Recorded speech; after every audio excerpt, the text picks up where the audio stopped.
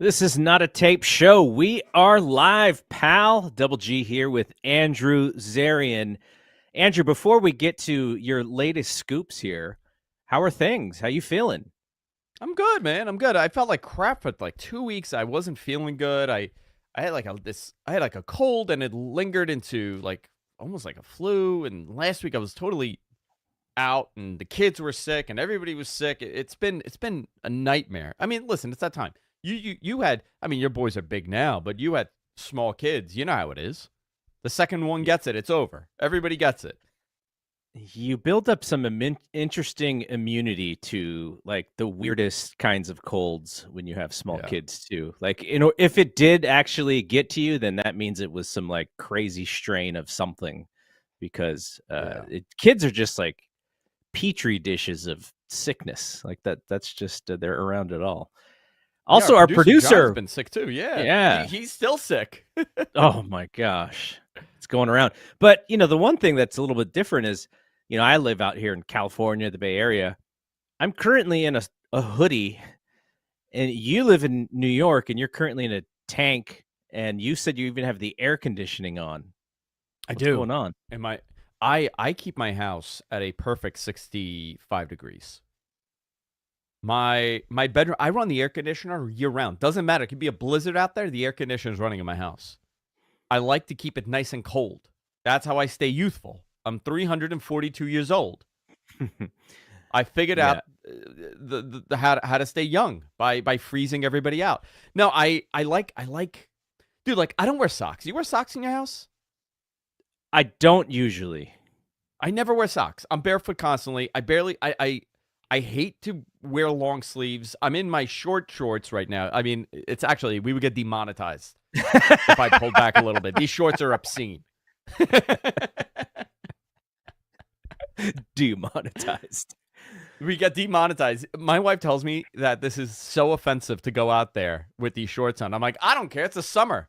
All summer long, I'm running. Now it's the winter. I'm out in them all winter long. They're a 4.5-inch inseam. Okay? 4.5-inch inseam with like the tights underneath. Fantastic. Yeah, I mean, we're pretty similar. It doesn't really matter what the weather is like. I'm pretty much in short sleeves and shorts all day long as well. But for whatever reason, just this week, it's been a lot colder. Also, if I just put a hoodie on, then I don't have to worry about changing into a proper What's t-shirt cold for you as well. guys? Well, okay, so my wife, when I met her and I realized the temperature that she slept in, I was like, okay, it feels like the Arctic winter. I'm going to have to get used to this. And she swore to me that I would sleep better if my body temperature was colder. And I said, okay, I'll Yeah. give it a shot. And so I'm not 100% used to how cold she wants it in the bedroom when we sleep, but I it's fine. Like I get it. I've heard a lot of the science around it. So I'm fine with it, but I just from day to day hanging out, like for me, I'm like, oh, it's cold. Why is it so cold? And for her, it's like, oh, it's cold. I'm just going to put on sweatshirts and sweatpants. And I'm like, no, I want to walk around in shorts Yeah. and my tank top. That's where I'm most comfortable. So I don't like layering, which is probably what my issue is. I get it. Listen, I get it. You want to be comfortable. I like to freeze myself. Perfect for me. There you go. Are you a cryo person? I'm not, but you know what? My good friend Lisa Ann was talking to me about cryo and how I need to start doing cryo. And we had this whole discussion about cryo. I want to start doing it. I know people that do it. I have a bunch of injuries, like sports related. My knees are shot. I tore my hamstring. I tore on my right knee and never really recovered. I tore my MCL years ago. And these are things they never. Teenage injuries, they never recover from. Your injuries in your 20s, you feel great, but eventually it comes back. You don't rehab my it joints are all properly. whacked up. Yeah, that's why I love the peptides, and that helps me out a little bit with like injuries and stuff. But okay, so I want to do the cryo. What was this Lisa Ann's suggestion for you? Just to To do do cryo. cryotherapy Yeah. general? Yeah. Like, Yeah. Yeah, there's like some interesting use cases that I've seen. What about the cold tub? Like, what about dunking yourself in the freezing cold water? I did that all summer. I would And it's do as good? much as I could tolerate, and I would pop up. I felt great. It's almost like you get like this shot of energy. Mhm. Um, and it's very uncomfortable the first couple times you do it, but after a while, you're like, "Oh, this is pretty cool." You kind of feel better within minutes. So we would do that all summer. I got this big giant tin tub, and we would fill it up, and we were doing at least like twice a week. We would do it. I mean, I didn't want to waste the water because it gets expensive, but Yeah. uh, I'm big into like really ice cold showers. Like, just put it all the way on cool and just stand there for, like, as long as you could tolerate it, and then you pop out. Um, Listen, new medicine, right? This is what we're learning. I can't do the cold showers because to me, the whole reason for me to look forward to a shower is the warm water and the soothingness and the relaxation, because a cold shower is the opposite of Nothing relaxing. relaxation. You have Nothing to, like, relaxing, dude. grit your teeth through it. It's not at all, but, no, Yeah. it's good to be back here. I'm glad we were able to record today. I'm glad you are feeling better. Hopefully, producer John is even more on the mend. Let's get to a couple things, like, you know, you and I, or you'll send me stuff here and there, and you'll go, "Oh, I can't report this, I can't report that, but here's kind of stuff that's going on." So when I Yeah. see a Sean Ross Sapp story that says, you know, in collaboration with Andrew Zarian or whatever that tweets it, I was like, "Oh, Scoops is back. What's I'm going back, on baby. here?" So talk about the two stories that you had reporting in that came out these last couple days. So it was interesting because there was a convention here in New York, okay? And you and I had spoken about, did we talk about AEW running that building or no? We did. Uh, I think you've mentioned it before. Yes. So I got word that they were interested a while ago, and I think I may have told Dave. I may have told Dave, and I think I said it to you, but Sean sent me a message, and this is how things work, right? Like a little behind the scenes. Sean messaged me. He's like, "Hey, can I pick your brain about something?" And he brought it up, and I said, "Yeah, that's what I'm hearing too." And apparently Sunday, my DMs were ridiculous with people asking me about this. So I was like, okay, I gotta now post it because it's everywhere, right? Everybody knows. Why does everybody know? There was a convention here in New York, the big event. And, that game of telephone, tell a friend, tell a wrestler happened. And Mhm. all these fans started asking me about Ring of Honor running the Hammerstein Ballroom. I was like, okay, now, now I got it. Now I could be public. Now it's out Right, there. right, right, I don't, right. I don't want to get anybody in trouble. When I'm told these things, I have a very disciplined way I release stuff, and it was out. And Ring of Honor's running the Friday, and AEW's running the Saturday. So this is One for of a my favorite collision. buildings ever. For a collision, yeah. So it would be the 20th will be Ring of Honor, uh, their pay-per-view that they run in Mhm. December, and Final Battle. And that's it, right? Final Battle? Yeah, I think so. Yeah. Yeah, Final Battle. Yeah, it is. And they got the building, and it's a very cool vibe. And why not run it a second night for Collision? I think it's a great idea. It's a very unique building. It's one of my favorite buildings to ever be in to watch anything: concerts, wrestling, Is it boxing, MMA. expensive to run that building? Because I know that building's not very big. It's not very big. It's not very cheap. I know that it's sold hands a couple times. A Korean church bought it for a while. Oh, wow. I think that was that, or was that the Elks Lodge? No, I think the Elks Lodge, still the Elks Lodge. It's a strange building. It's not very easy to come in and out of, especially for wrestling. But man, you don't have too many venues like that. Mhm. It's a very old school. It's a ballroom. The ceiling Yeah. is stunning. You look up, it's this beautiful, just a beautiful building all in all. Who knows how much longer it's going to be there? Yeah. Though there were so many of those growing up, and now it's less and less. Um, Gotham Ballroom is another beautiful venue. I think it's really cool. Like, if you run that venue, you have a unique setup, and I think this is a positive for AEW for anybody. I'm very surprised NXT did not run the building for anything. I know that they wanted to. I know that they still want to. They opted out of it a couple of years ago. In 2016, they were considering running the Hammerstein for an NXT show. They scrapped it. They ended up running the Hulu Theater, the Felt Forum, which I still Right. call it that. They ran it there, and I never knew why they didn't go back. I still don't know why they didn't go back, but I do know that they're still they're interested now to run that venue.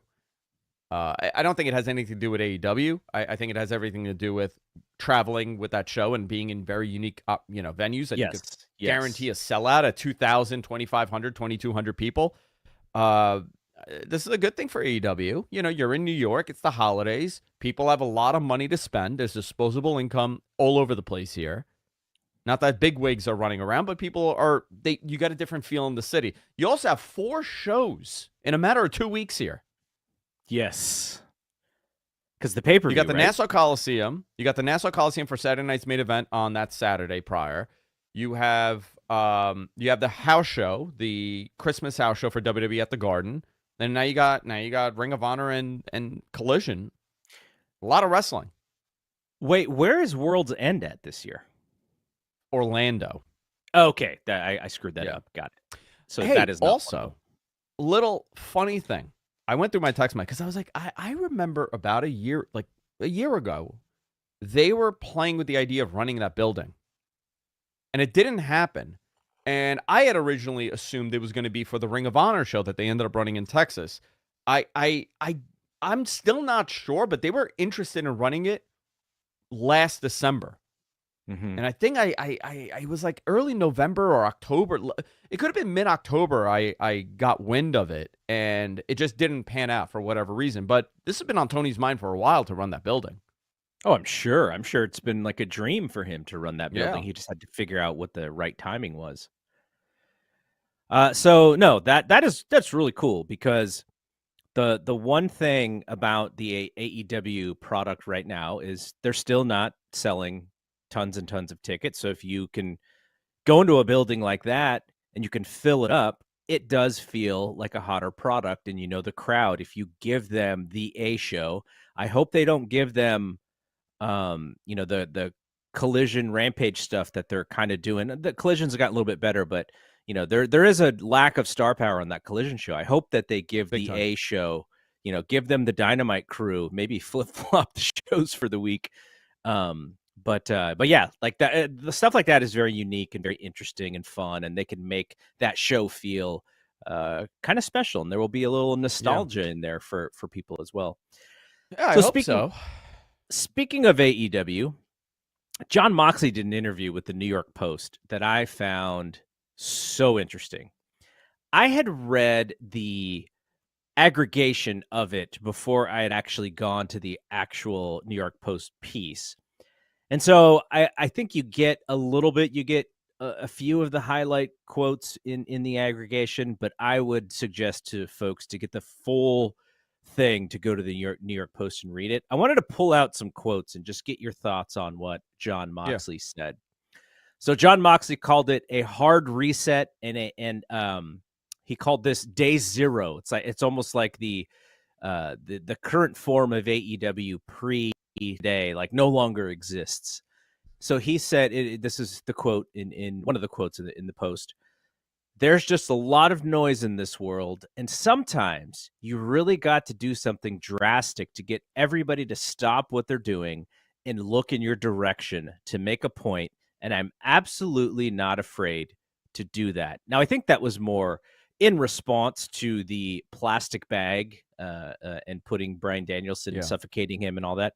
But I think that's an interesting point, because what we talk about constantly on this show is when WWE is good, it just makes it harder for the number 2 brand to make a splash or to get any sort of promotion. And it did for that short time. They've done it in other ways too, maybe less successfully, like showing the CM Punk choking out Jack Perry footage. That was an attempt to do something similar, but it was probably not the smartest thing to do. And this was another thing for them. But do you feel like they have to shock the system in a way to get people to pay attention, except for the people who are already watching? Do you feel that is right, that is correct for him to say that, like, this is sometimes we have to do something shocking like this? I agree with him in the sense that you do need to do something shocking every now and then. It's attention keeping, right? Attention retention. Uh, and it's very difficult. That's how media is. We talk about it all the time. You're not just competing with WWE. You're competing with everything else that's happening, including TikTok and YouTube and podcasts and whatever else. I understand what John is saying. If I were to say, who's the star of that show, of AEW? Give me your 3 stars. When I tune into WWE, I know who the star is immediately based on how they're presented every single week. Moxley's an exception because Moxley's been there every single week. But even when people are healthy, you don't see them every week. They're off doing other things. Swerve isn't there every week, or Max isn't there every week. Kenny definitely wasn't there every week. They need to have consistency with their top 6 or 7 or 8. Are you talking about both shows? I'm talking about both shows. Yeah. You're in a fight. You're in a real fight. And again, I'm not saying a wrestling war fight. I'm saying you're in a fight to keep people's attention. You got this secondary show, which did not pan out to be what you originally wanted, then it became. If I'm tuning in with somebody that is a casual viewer, right? And this was a real conversation I had. One of my buddies was over last Saturday. We had people over. And he's like, put on AEW. We were watching Collision. My buddy Coco, right? He knows wrestling. He understands wrestling. And to him, you know who the big stars are of that show, of AEW? Darby Allin, and who else did he say? He said Darby Allin, because he sees him all the time on AEW. Right. He recognizes him. And Orange Cassidy. Those are the only 2 that he could think of. Yep. Listen, that's not good. That's actually terrible. He doesn't know who the champion is. Most don't. Who's the champion? Who's the big star? What's the main program? You tune into WWE, you always know. You will always know based on how that TV is telling you who the main character and who the main act is. The Moxley stuff now, this is a new thing, right? So we have to give it time. I understand. Moxley's a star. Obviously, he has a championship, but the focus is not on him. It's on 500 other things. I think you need to streamline the focus of your 1, 2, and 3, and then build it from there. They're getting a lot better now with that criticism. I think last week's show was pretty good. I like that they're sticking to the format. They're not rushing things. Lashley and Swerve, it's a big program. Moxley and whatever he's doing is a big program. I don't like the Max and Adam Cole stuff again. It's really, really bad, actually. The only reason why it's not getting like all-time worst angles here is because you know that MJF is in it and people like Adam Cole, but this thing doesn't make sense. They keep messing with it, so they screw with the idea, and all of a sudden now we have Lance Archer and Roderick Strong in a Falls Count Anywhere match for I don't know why, not exactly sure why. Falls Count Anywhere matches seem to be more culminations of feuds rather than just random matches, but that's how they do it sometimes. But you're right. So okay, so what you just said, I agree with, and I think it's infrastructure. I think it's collaboration. I think it's connecting the storytelling into kind of 1 or 2 or maybe 3 things. And like you said, there's 27 different angles going on at once. So let's actually now let me say this, right?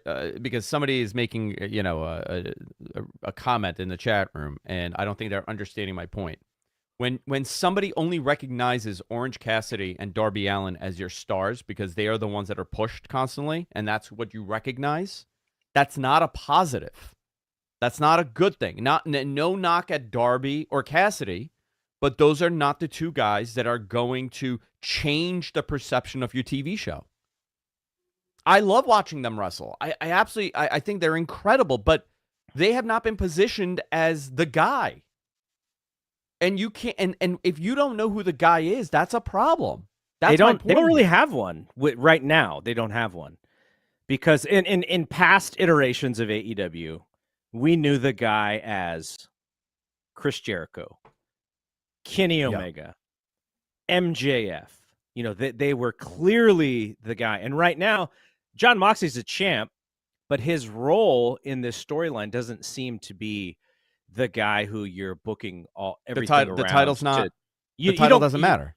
Well, it's like if he defends the title, you're hopeful that Orange Cassidy's going to win, but nobody really believes Orange Cassidy's going to win that title. So your main event title match is going to be based off of what comes out of that to further the storyline. That is kind of what we're waiting for when it comes to this pay-per-view. We're not waiting for Yeah. Orange Cassidy to win the title. There will be some great near falls. The Death Riders are going to get involved, and so they'll create something out of that. But that is not that like what you're saying. The title picture isn't necessarily like this is the person we're building a company around. We're actually using John Moxley to get to somebody else. So he's not he's kind of a transition, but he's got the gravitas in the name to draw this thing out. But Darby, this is an interesting one. I don't know who the end game is going to be for. Is it going to be Darby? Is it going to be Kenny? Is it going to be Swerve? Is it going to be a babyface MJF? Yeah. I don't know who that chosen person is going to be. We still have so much storytelling. We still have so many months to tell that story when we eventually get there. Tony Khan said something the other day about, Darby's, how he takes care of himself. We were talking about cryo and all that, and how he takes care of his body, and how even though he's such a risk taker, that he's going to be fine. He's going to be able to still wrestle. He's not going to hurt himself and all this stuff. I don't necessarily know if I believe him or not. Like, I think there's data out there that says that, he's a car crash waiting to happen. And unfortunately, I don't want to see him get hurt, obviously. But he was positioning Darby as like one of the guys. So maybe... Okay. Is he maybe your friend? To me, I see the response he gets from the live crowd. But to me, as a wrestling fan who's been watching since the mid-'80s, I don't see him necessarily right now as the end boss. I don't think he's that over. We may need a Sting, return to kind of help him get to that level. But today, right now, I don't see it. If Darby wins the title at what's the February pay-per-view, whatever it is. Yeah, if Darby was to win the title at that point, I think everyone would say it's way too early. He's not there yet. They need to build him up, though. Okay, I like Darby. Listen, I like Darby, and I like Orange Cassidy, and I freaking love an underdog, right? I love the David and Goliath story. I always have. I think timing matters. And when your product is not booming, that's a really difficult visual sight, right? To grow your audience. When you're building your audience, listen, I'm using this as an example. I'm not advocating for Bobby Lashley to be AEW World Champion. He very well could, and he probably will. But you look at a Bobby Lashley, and you look at Moxley, and you look at Kenny, and you look at, just the size is an important thing to many people. And you get a Bobby Lashley, and you build your business, and here comes a Darby Allin, and you build a program around them for like 3 months or whatever, and you build it, and now you have that Bryan Danielson effect. I mean, it is possible. Yeah. I don't know if it can happen, if it will happen, or if people are going to accept it, but you got to tell the story, and you got to get the audience, and then you could do something like this. I'm not, you know how I feel. I'm a size guy too. I mean, and that's my bias. A lot here. of people are.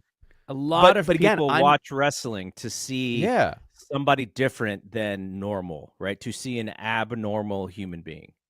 But when you have that moment that you have the guy next door win that title, or someone that is small. I mean, Bryan Danielson is not the guy next door. The guy's in unbelievable shape. But you get that guy, and it matters. You just did something incredible. Now, if you have John Moxley being defeated by Darby Allin on a random pay-per-view with a bunch of shenanigans, is that going to matter to is that going to grow your audience on Wednesday? I don't think so.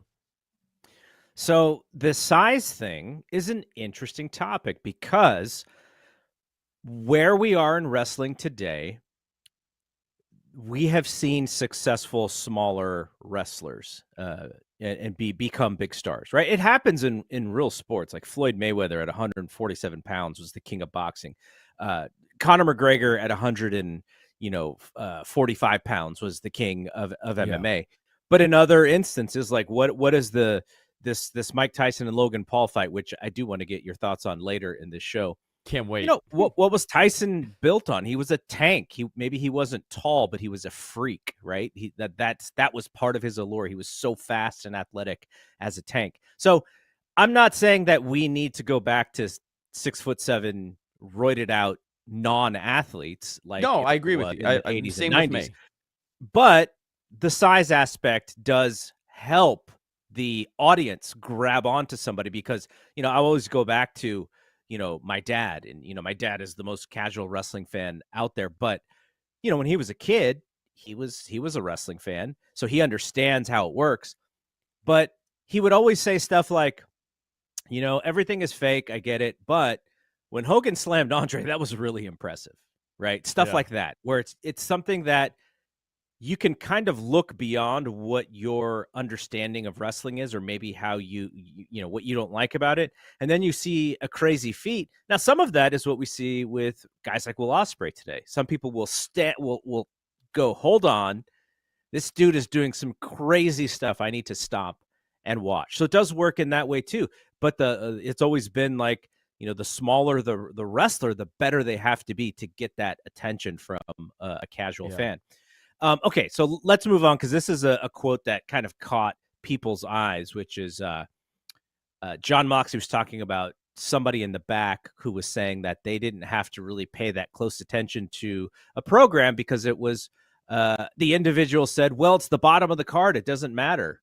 And Moxley said, can you imagine saying that? Yeah. Like, if you're effing fired, yeah, you're effing fired. Go work at Sunglass Hut. You should be effing pistol whipped for saying that. Now, we don't want people to really be pistol whipped. But Moxley was really upset.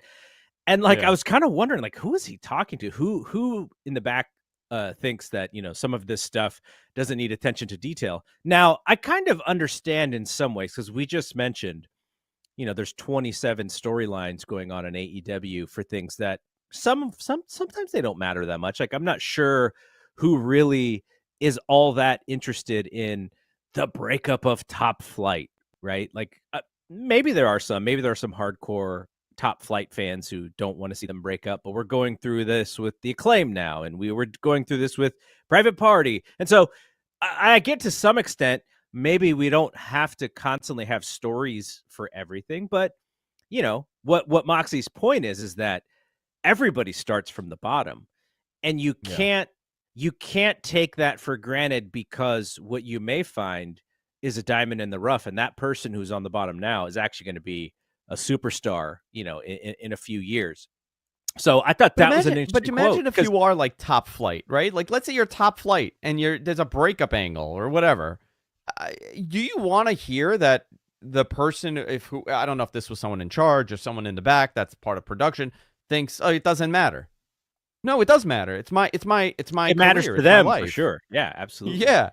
Yeah, I don't want to. And what kind of confidence does that leave you with whoever's around you? Now, again, I'm only assuming that this is someone in charge. I have no clue who this could be. I have a lot of friends there. The people that I speak to, I can't imagine them saying that. But Yeah. it's pot. Listen, it could have been a throwaway comment. It could have been whatever. But you don't want to hear that. Every talent wants to feel confident that, okay, this is the best interest for me and my character and for the television show. Not, well, you're just in a spot, just go out and do whatever, we'll figure it out later. I mean, Now, one that's not thing I how it will works. say about some of these stories, uh, I'll take the lowest hanging fruit example of something that I kind of watched and didn't really pay that close attention to, but it did catch my eye because of how bad it was. And this was Okay. this was Collision a few weeks ago. Beef did the one of the more low rent interviews that you'll ever see on a national product like AEW. Now, to some people, they would say, well, he needs a chance. Like, it's great that he's got a chance.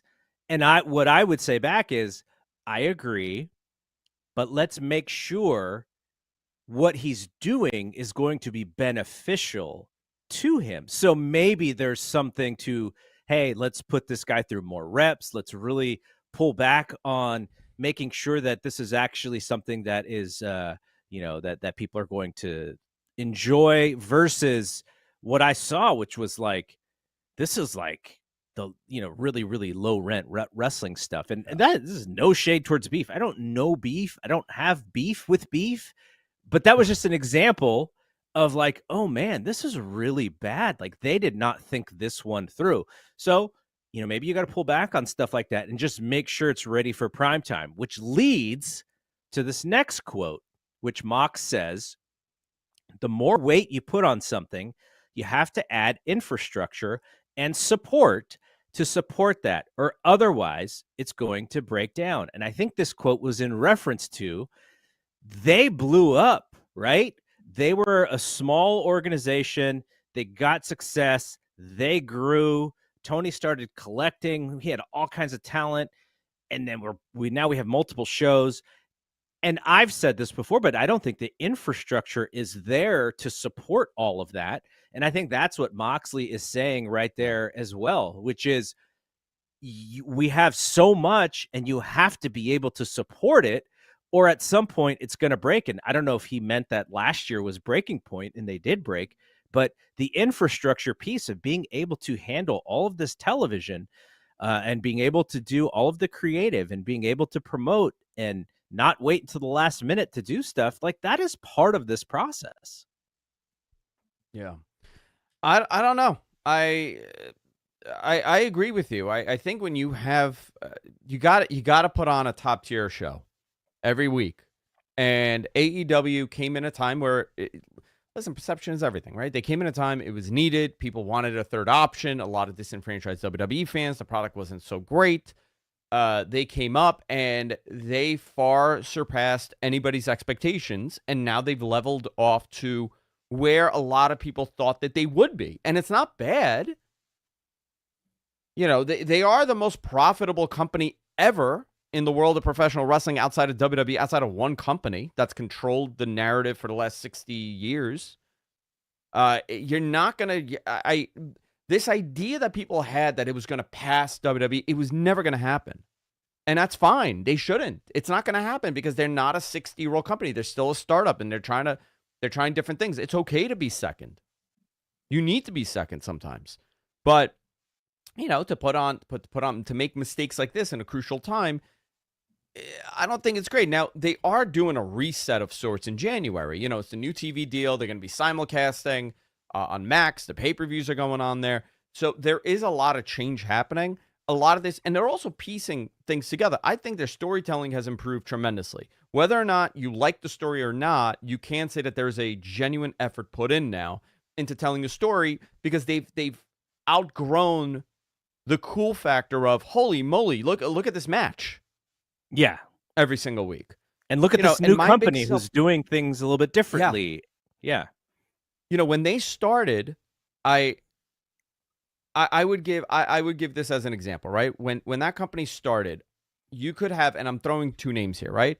You could have Trent Beretta and Claudio in a match, right? And Claudio came later, but I'm saying just for shits and giggles, entertain me here. I would stop and I say, wow, that's pretty cool. I want to see that match. Yeah. If that was on WWE TV, I would have never felt that way because I didn't think I would see anything that would surpass my expectation of it. But because it's AEW and because they have a different style of wrestling, I was more interested. That faded for them.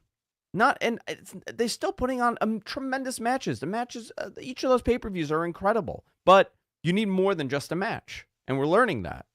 And they're adapting. They're moving down that way. All right, the last quote that I'll read here from this piece. So this is about the opportunity that they have now that Tony was able to secure the TV deal for the next 3 years. So Mox asks, what are we going to do with this opportunity? That's what I'm worried about. There's been a lot of kind of in the previous AEW. In the past, there's been a lot of sitting around celebrating, just treating it like this stuff just happens. Like, oh, it's just success, just, happens. And this is the way it's supposed to be. And it's not going to go anywhere. Like, this can all go away tomorrow. I thought that was like the whole quote of the piece because, you know, being in where I work in the tech industry, like there are lots of small successes that you definitely celebrate.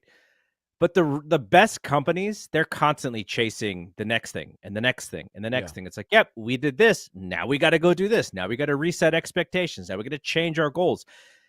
And I'm sure in sort of the big picture aspect of it, like Tony Khan thinks of it that way too, but you also have to build the steps and the pathways in order to achieve that.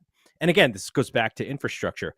But what I sense from that was that what they've actually done, and you can go all the way back to the Attitude Era with this comparison, which is one of the things that separated WCW and WWE when WCW took over was their willingness to give out guaranteed contracts, right? When WWF at the time was running game, the one thing Vince didn't want to do was guarantee contracts because he always wanted folks to work for their money. Now sports changed, entertainment changed. Vince was late to that game, and then he did have to start offering guaranteed contracts to match WCW. Yeah. But the main reason that he didn't want to do this is because he didn't want his talent to be sort of fat and happy, right? And so Tony Khan, what he's done in just being the competition to WWE and a formidable competition, a formidable number two, is he's created the opportunity for wrestlers to have a career and to be able to feed their families based off of what they do on TV every Wednesday and Saturday. That's the best. That's the great part of this, right?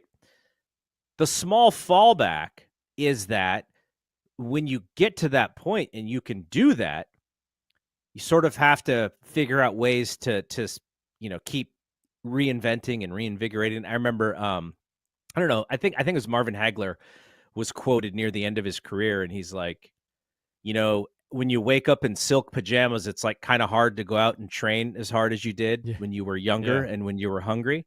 And I'm not saying that people in AEW are like that, because I think, folks work hard. But to have that mentality, I don't think AEW has the mentality of we need to topple WWE. Like that's the end all be all. If we don't topple WWE, we're not a success. I don't think they have that, and they shouldn't, because that is like you're setting yourself up for failure.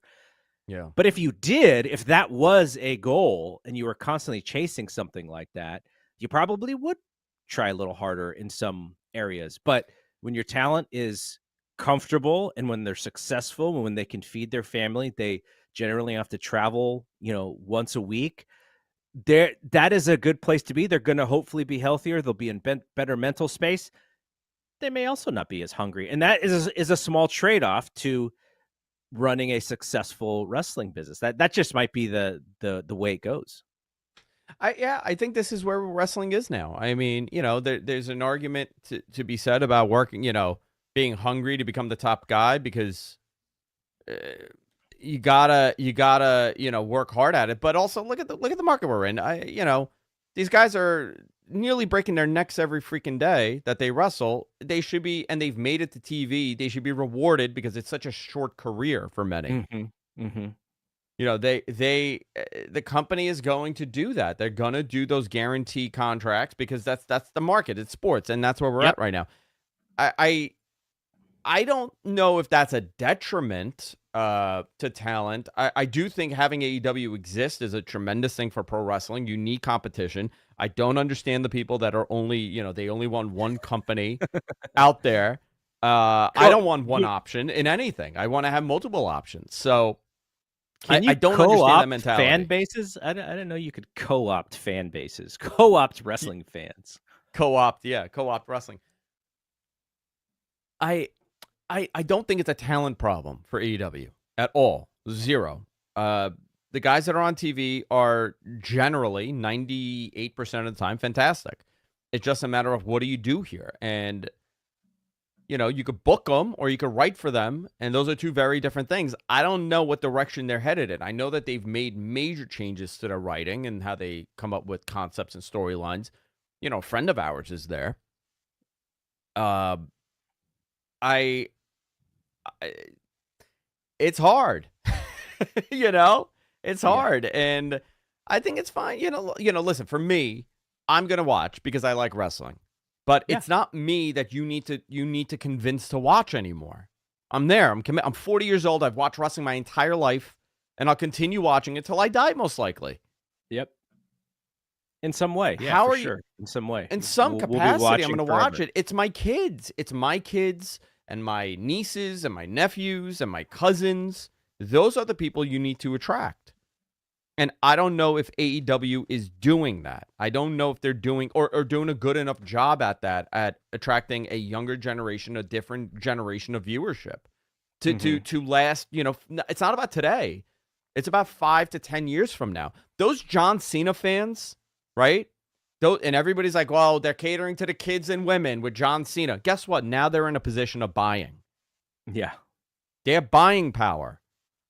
And that's the investment that you're making in with your talent. You have this talent that they look up to. And now guess what? When John Cena comes back, those kids are now in their 20s.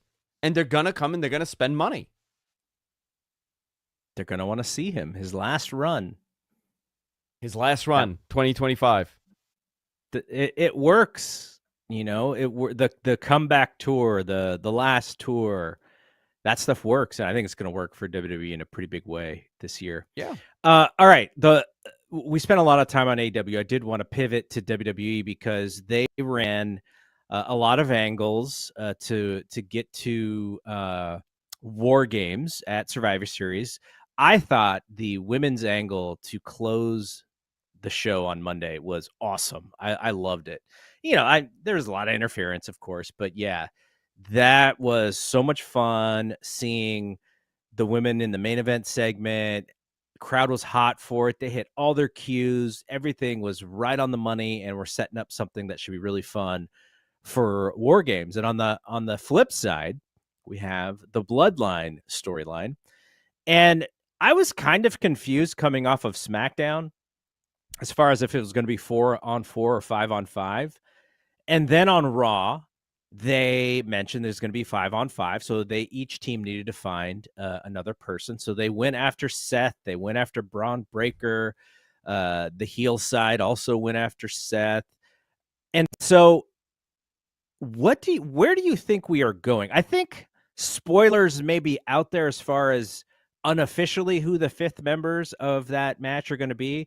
But based off of what you saw on Raw, what did you want to see happen? Who did you want to see in that War Games match? I did for the men we're talking about? Yes. I thought they did a good job with the women one. But for the men, I did not want any non-Oos members in this. Mm-hmm. Sammy's the exception, right? Because he was part of it. But they could have kept this a 4-on-4. Yeah. And if you wanted the heels to get win, you could bring somebody in, to do a run in, like one of the cousins that are coming up. Hikuleo is coming in, right? Right. That was another. I forgot the other one that was they were interested in. You could do something, but I didn't want this to become just a regular thing. Like I was so happy they kept Cody away from this. They pulled him out of this whole thing, and I was like, oh wow, they're doing it the right way. And now, so and so is. I don't want to give a spoiler for next week, but now you're going to see that it's going to be other people that have nothing to do with this program involved in a match just to get a body in there. And I don't think it was necessary. So Seth was the big one on Raw. Yeah. They had Sammy go to him, and Sammy was like, you're the only guy. Like, you're the one who we need to be in this match. Seth obviously has the ties to Roman in the Shield. Seth said that he will never do it. He said that was not in the cards for him. And then when Solo tried to get him to do it as well, he said, the next time I'm in the ring with Roman, I'm stomping him. So they want us to believe that it's not going to be Seth. I think it makes it, I'm like you. I just wanted to be 4-on-4. I didn't want the intermixing of anybody else. But let's say it is Seth. and you have this blood feud with him and Roman. He's very frustrated with Roman. Roman's kind of always got Roman is A1 to his A2. And so Yeah. there's you can see it. You can see the frustration there. So if he is in the match, there's going to be that sort of untrustingness between them.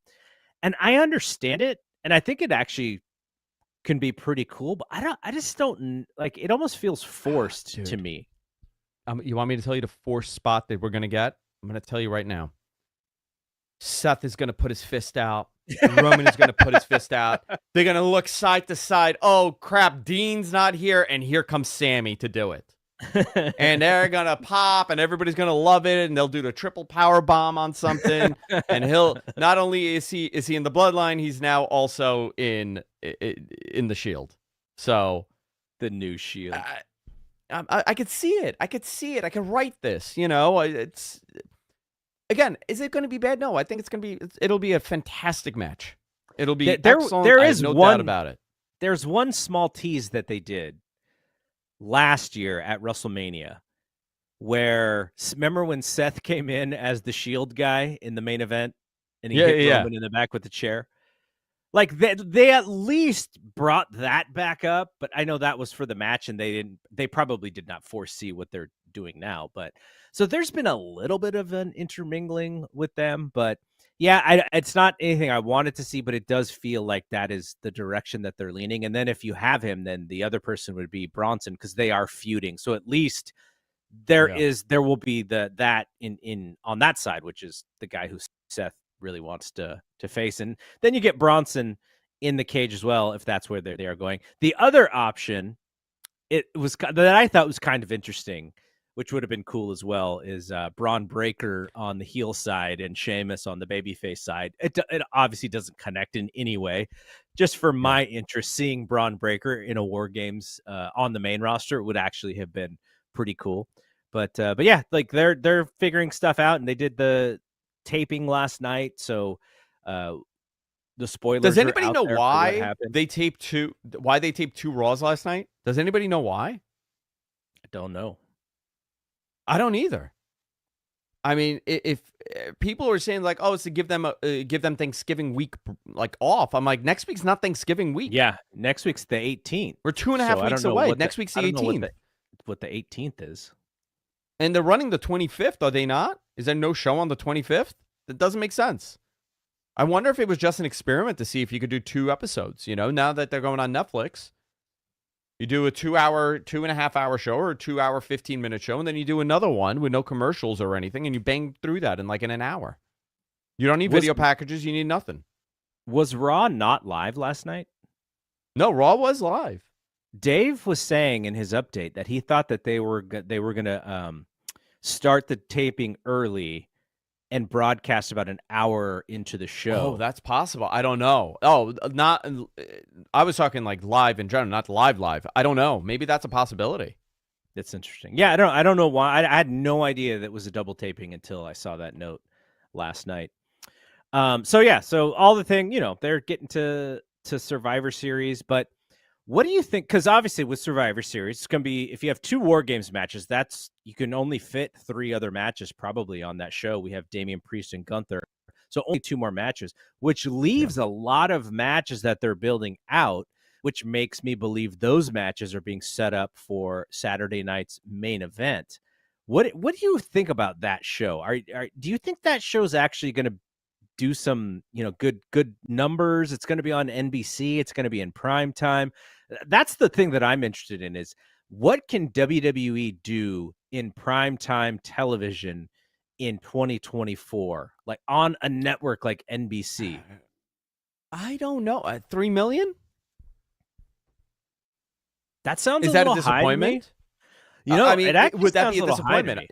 Okay, yeah. So I would say 3 million would be a good number for them.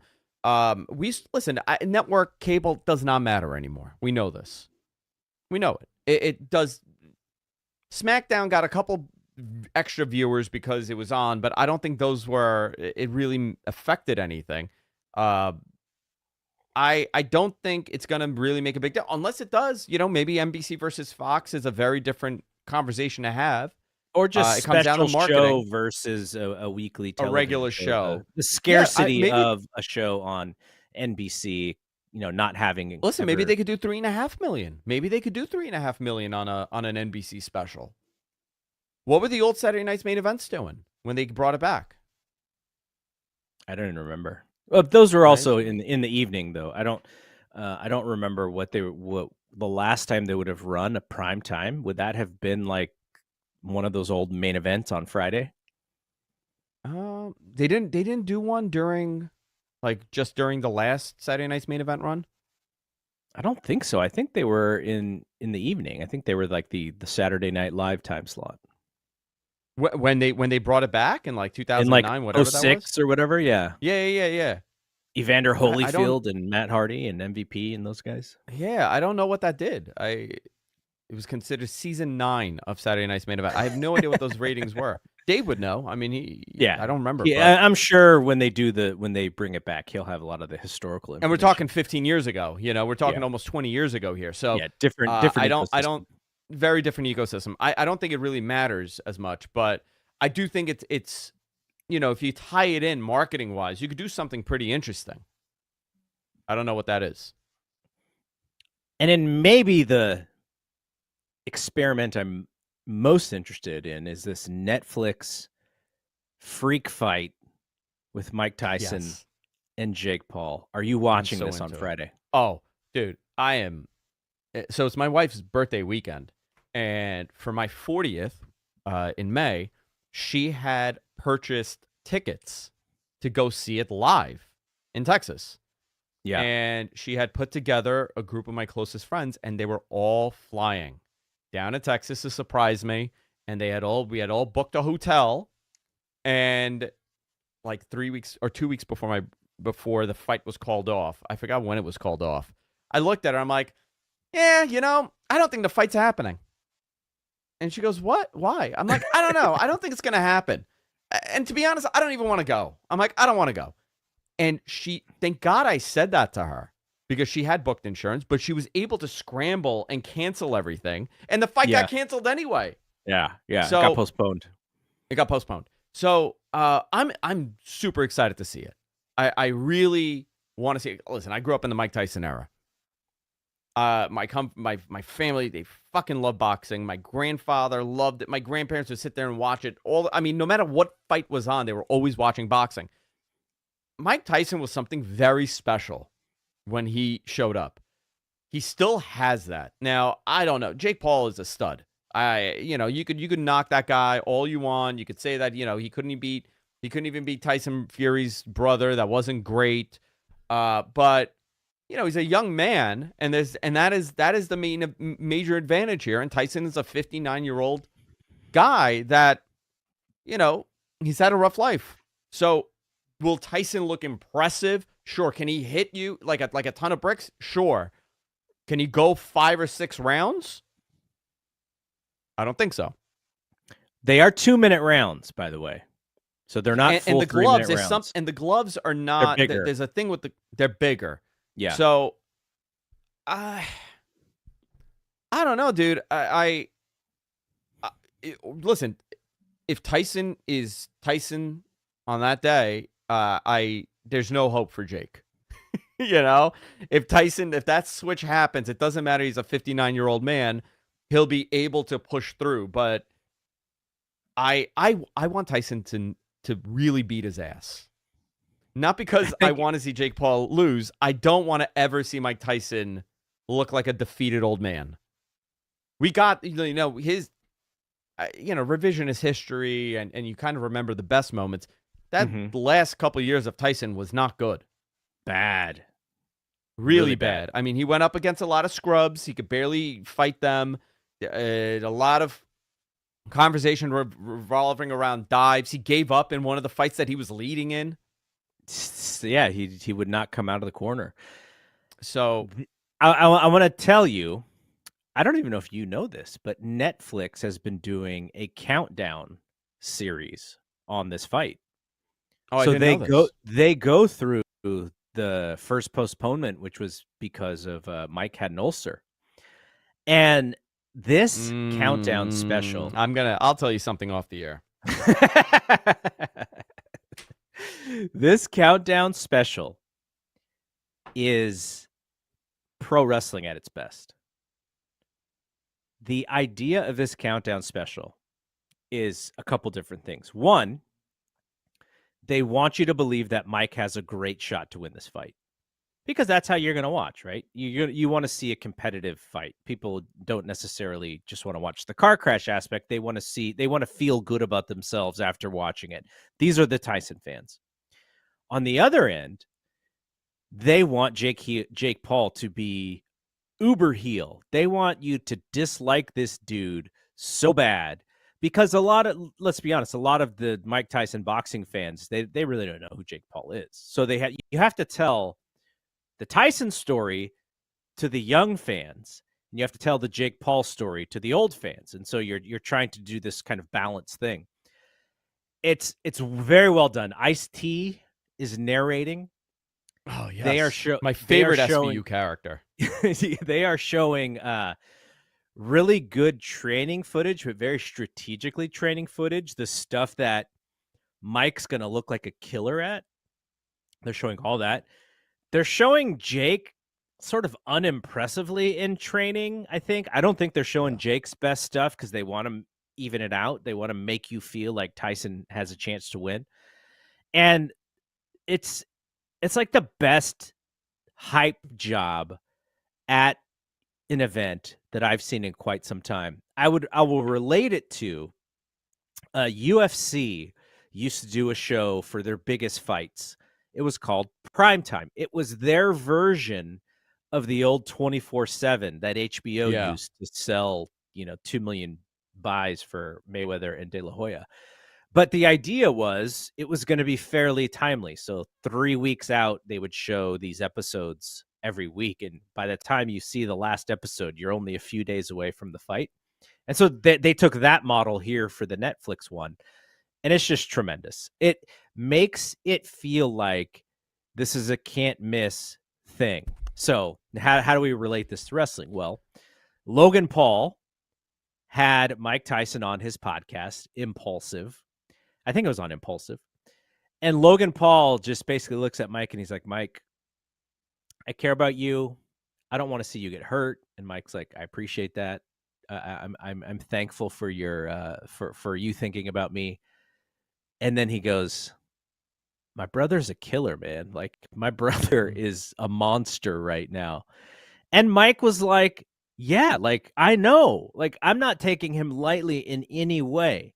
Like, this is a young man who's getting in the ring with, in a different sport, though, with MMA fighters. Now, look, the very strategic on Jake Paul's end and who he actually gets in the ring with. But this is also very strategic for who Jake Paul gets in the ring with. But they do such a great job in making you feel like both guys have a chance to win. And maybe Mike can actually go into the fountain of youth and pull one out. And so my personal thoughts on the fight, I haven't made a prediction yet, but I think Mike's going to probably get really tired at some point, and Jake's going to be very smart, and Jake's not going to put himself in harm's way. As long as he gets through like maybe the first or second round, he'll probably be able to have his way with Mike. But I don't know that he necessarily wants to knock Mike out either, because of the same reason why we don't. But here's why. It's not going to help him get a fight with anybody else. Like the way that I think Netflix wins here, and the way that maybe Netflix invests in future Jake Paul stuff, is for it to seem like a hype job, like it is, but for it to seem a little bit more, I don't know if realistic is the right word, but more of, because the biggest fight that Jake Paul could ever do, and I don't imagine Canelo is even going to bat an eye at it, but it is Canelo. Canelo's the top dog in all of boxing right now. Maybe Jake Paul, if he could get Manny Pacquiao to come out of retirement, but Jake Paul's so much bigger than Pacquiao. But it's like kind of one of those, Oscar De La Hoya, could he now bring out Oscar? If he beats Mike, could Oscar come out? That kind of thing. But I don't sense that it's good for the Jake Paul business for him to just devastatingly knock out a 58-year-old man. I I mean, don't who else see is that. left? Who else is he going to fight? Is he going to like you brought it up? Like who would come out of the woodworks to face Jake Paul? That would be, to if he were to I'm just he knocks out Mike Tyson in the third round. Tyson is, I mean, he really knocks him out. Like you're right. Like, does Evander Holyfield come out? No, Holyfield is worse off than Tyson. I Um, know. So what it's not going to work, but maybe it'll draw some MMA fighters to come in and try the to the fight him. the problem is the one guy who would do it is way too big for Jake Paul, and that's Francis Ngannou, who lost to Anthony Joshua. Jake Yeah. is at a weight where he's bigger than like the welterweight middleweights, but he's smaller than the heavyweights, and there's not a lot of fighters at that size for him that would fit. I'm trying to think of like a cruiserweight or a light heavyweight of years past. Like, let's say Andre Ward was like, you know what? I'm just going to shut this. Like, Andre Ward would, Andre Ward retired as a young man. Andre Ward would box circles around Jake Paul, and it would be the most boring fight Yeah. ever. So that is not what Jake Paul wants. He doesn't want like an But here's the Andre other Ward. part. Tyson is a bad man. And there's only, he's gone through a lot of self-reflection and growth, and his story with his daughter dying. I mean, it's a lot of tragedy in his life, top to bottom. Also, and very bad conviction also that he has, right? Yes. This is not a soft man. This is a real dangerous human being. And I'm not saying that to hype him. I'm not saying that as like, he's a bad guy. He's a dangerous guy, and Jake is not wired like that.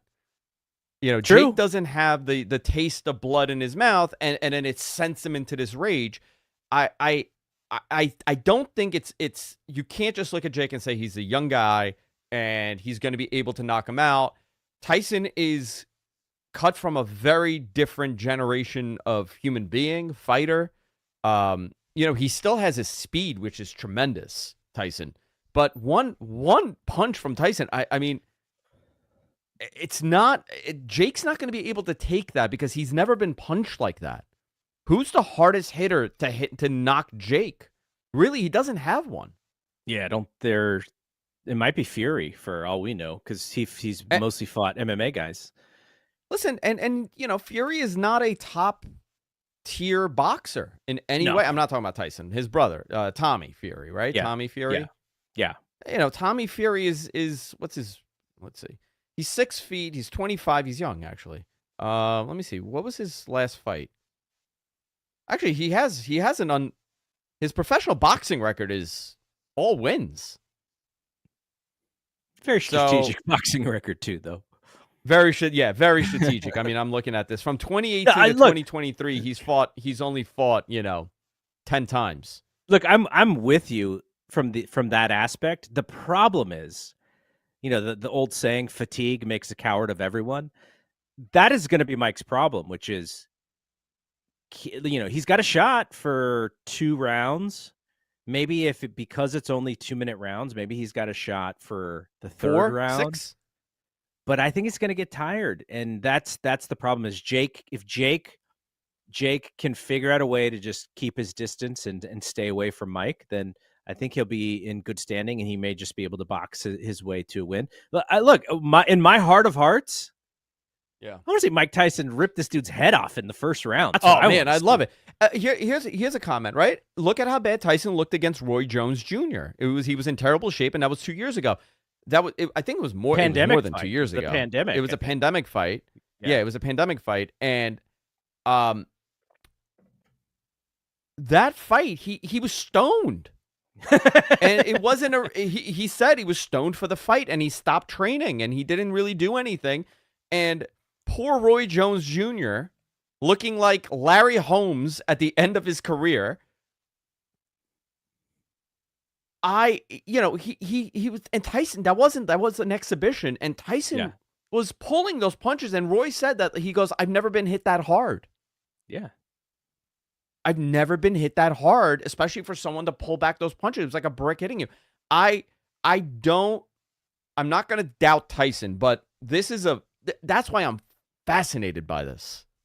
Fascinated because Jake is a tremendous fighter. There's no question about it. But how does he rank as far as a real, welterweight or light heavyweight or whatever? Yeah, we'll probably never know. Welterweight. We'll never know Welterweight. I'm calling it the welterweight. The welterweight. I don't know. I don't know how he would go against. He would probably fight at, I'm guessing, at middleweight, maybe super middleweight. I don't know what his real weight is, but he's had to actually gain weight for this fight because Mike is just such a large man. Hey, but listen, look, that's a disadvantage. The conversation that we just had is why people are going to watch on Netflix. The other fight, though, is Katie Taylor and Amanda Serrano. Like, that's a real fight. And all credit to Jake Paul for putting that fight on the semi-main event on this show, which is going to be seen by a ton of people, more people than would have watched it otherwise. So credit to Jake on the promotion of that. But that will be, like, I would suggest to everybody who wants to watch this Tyson fight, give that fight a chance too, because both of these women are really, really good, and they had a really good fight the last time. And then, just kind of whets the appetite for the circus fight that we'll get in the end there. Yeah, I am very interested in this. All right, man. I will say, I don't generally do this, but after that fight is over, I'm going to do a live stream on my channel, on the Fight Game Media channel. So if you want to hear that, subscribe with my buddy Carlos Toro, who is he's like an insane boxing mind. At the end of that show, I mentioned this on Wrestling Observer Radio the other day, which is a buddy of mine who used to do content for me. His name was Robert Silva. The only time I ever met him in person was at Madison Square Garden for that WrestleMania 35 weekend. He's like, we never met in person before. He's like, let's meet at MSG with a picture in front of MSG. He's a giant boxing fan, like the greatest boxing historian that I know. Carlos and I are going to share some stories about Robert. I'm guessing people who listen to this, there may be a few who remember Robert. But yeah, after the fight Friday night, Carlos and I are going to get together and go live, and we'll share some Robert stories after we talk about what happens on Friday night. Yeah. All right, man. Good to get back with you. I like the Tyson conversation with you. I had a lot of fun with this. It's so funny. I just got I got a promotional email about it for a payment reminder for it. I have to purchase it for a couple of venues. Oh, that's right. Do you know what they're charging? It's a very, it's live on Netflix and it's free. But, if you're a business, you still have to pay for this. Who do you go through? There's a company that I know AEW goes through. Joe Hand. It's Joe Hand Promotions. Right. Yeah. I know those guys really well. It is anywhere from $500 to about $1,000 for the fight, depending on the size of your venue. That doesn't sound too bad. That's cheap. That's dirt cheap. Do you know what UFC is? It's got to be way more, like 10 times more. I would say same size venue that you're paying $700 for this fight. I would say about $2,800. Oh, okay. Yeah. So okay. So 4 or 5 times more. Interesting. What's funny, the structuring, and I know we could wrap it up. Some people are interested in this. For the Pacquiao, not the Pacquiao, the Canelo fight, it was like $6,000. Wow. Yep. That is insane. Insane. At that point, do people just go like, you lose money. It's not going to help You're us. losing your ass. Yeah. All right. We are done here. So thank you to Andrew. Thank you to producer John for gritting through this one. I'm Double G. We will see you when we see you. Peace out.